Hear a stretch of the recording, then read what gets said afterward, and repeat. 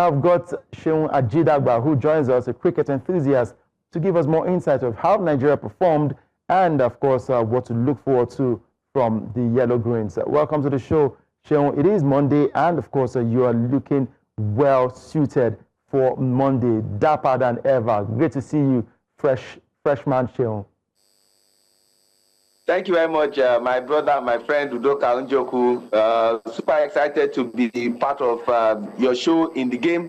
Of course, we are here to talk about the bowling and batting game of cricket and our exploits at the 2025 Men's T20 World Cup Africa Regional Qualifier that is taking place in Zimbabwe. Right. And prior to this period, I had a conversation with Favour Itwa before the tournament started concerning Nigeria's participation. There are 8 teams participating in this tournament, out of which 2 will qualify for the World Cup. Our own group has Namibia, we have Malawi, we have Kenya, and of course Nigeria. The other group has Zimbabwe, the host. They've got Uganda, Tanzania, and Botswana. Now, in our very first game against Malawi, which was a team that gained promotion from Division 2 to Division 1, Nigeria comfortably beat Malawi by 9 wickets. And it was a convincing performance for Nigeria because the Malawians batted first and scored 88 runs all out in 19.3 overs. Their top batter had to be Seun Ajidagba, who had 27 runs. For us, Ridwan Abdulkarim, the man on your screen, was very good with the ball, had 3 wickets for 24 runs, 1 maiden in 4 overs, and was assisted by a certain Chiemele Udekwe, who had 2 wickets. And in reply, Nigeria was very, very excellent in the batting crease. Sulaiman Rushewe, posting 51 runs off 44 balls, which included 9 fours. Salim Salau, his other opening batter, supported with 36 runs. And so Nigeria won that game by 9 wickets, 92 runs for loss of 1 wicket in 11.2 overs. And after winning that game, we also saw the Namibians beating the Kenyans in a very, very convincing fashion. And when it came down to yesterday's game, Nigeria lost, like you rightly said, by 117 runs. The Namibians have been on fire, and you cannot blame them because yesterday, International Care Council released the latest T20 rankings. And number 1 is India, number 2 is Australia, England is number 3, New Zealand are number 4, South Africa are number 5, West Indies are number 6, Pakistan number 7, Sri Lanka number 8, and the number 9 is Bangladesh, and number 10 is Afghanistan. And when you look at in Africa, the second highest ranked team in Africa is Zimbabwe, who are 12th in the world, and following closely is Namibia, who are 3rd in Africa and 16th in the world. So they are showing their class as a top-ranked team, and their batting was on another level. They scored 235 for loss of 6 wickets. One star performer for me had to be Jan Freiling, who scored 134 runs off 65 balls. It included 15 fours and 6 sixes. He was a batting class act for Jan and was easily assisted by another good batter, Lawrence Steenkamp, who had 51 runs.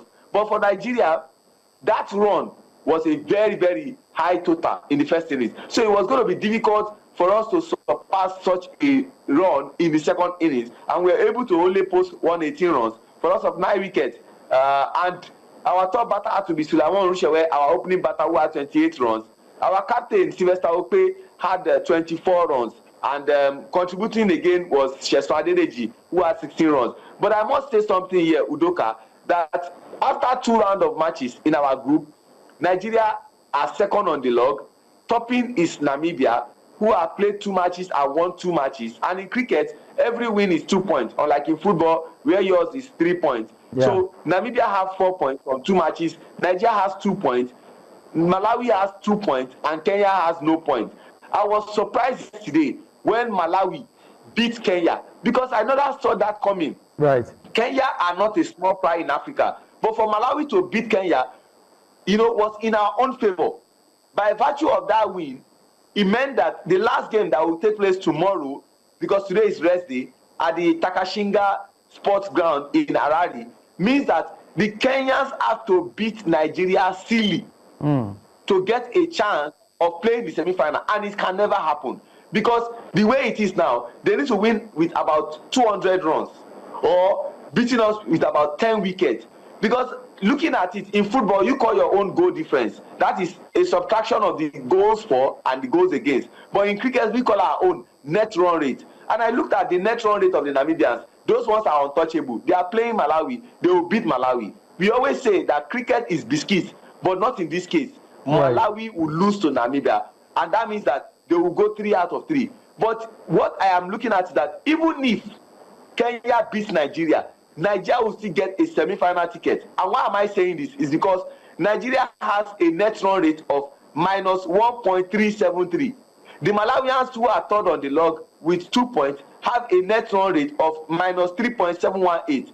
Guess what? The Kenyans have a net run rate of minus 6.800.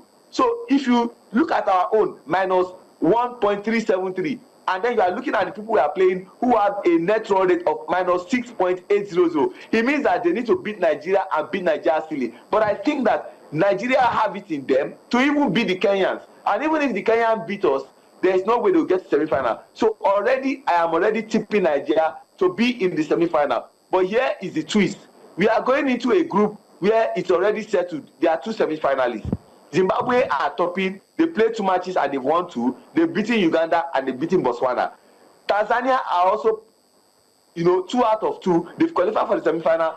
They've beaten Uganda and they've beaten Botswana. Right. But what will be the determinant tomorrow is who takes the top spot between Zimbabwe and Tanzania. If Tanzania beats Zimbabwe, they go top. But I think that with the way the Zimbabweans have been playing, Zimbabwe will likely beat Tanzania.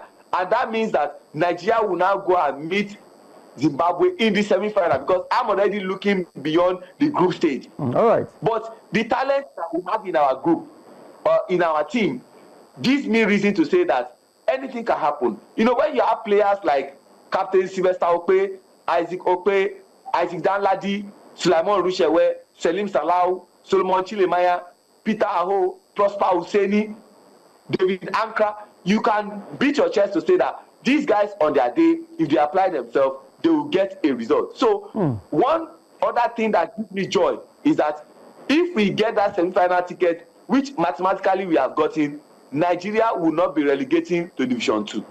Okay, huge one for Nigeria right there. We look forward to that game tomorrow against Kenya. Hopefully, Nigeria gets to win that one. And like you rightly said, even if we lose, we will definitely secure a semi-final spot. But we just hope that Nigeria can actually go all the way, more than the semi-final spot, maybe to the finals. Then we can start talking about winning the qualifiers. But we'll take it one step at a time. Thank you very much, Seun Ajidagba, for your clear analysis on everything that's happened with Nigeria at the cricket ground, talking about the T20 World Cup qualifiers. Always a pleasure. It's always insightful having you on the show. Thank you very much. Thank you. Let me also sneak this one in, that the qualifiers is for the next World Cup in Sri Lanka and India. India are the current defending champion. They won it from the last edition where USA and West Indies co-hosted, and they beat South Africa in the final. Right. So the 2 finalists automatically will qualify to join South Africa, who are a test-playing country, at next year's World Cup that will be co-hosted by India and Sri Lanka. All right, so hopefully Nigeria's name will be at that one. Talking about the tournament that will be hosted by Sri Lanka and India. Once again, thank you very much, Seun Ajidagba, for joining the conversation.